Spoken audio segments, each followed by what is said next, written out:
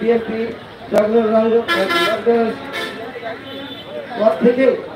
পথ থেকে আমি এই রাজপথে আছি, কিন্তু আমি এই ৪৫ বছরের ভিতরে বর্তমানে এই ১৭ বছরের ভিতরে যে নির্যাতিত এই নির্যাতিত কথাগুলো আপনাদের সামনে তুলে ধরতে।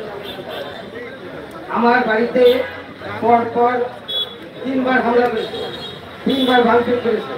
আমার বড় ছেলেদের জেলখানায় গেছে, আমার ছোট ছেলেকে অত্যাচার করেছে, 2বার জেলখানায় গেছে এবং তাকে চাকু পর্যন্ত মেরেছে।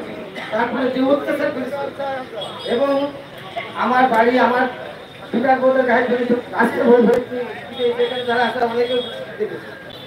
এরপরে আমার পরে তারা অনেকবার চেষ্টা করেছে আমাকে হামলা করার জন্য, কিন্তু আমাকে পারেনি একটা কারণেই, সেটা হচ্ছে আমি অফিসার ক্লাসে চাকরি করতাম দর্শক ক্লাবে। এই কারণে তারা জানে যে আমি কৃষির স্টাফ ছিলাম। এই স্টাফ থাকার কারণে তারা অনেকে আমাকে ক্ষতি করতে পারেনি।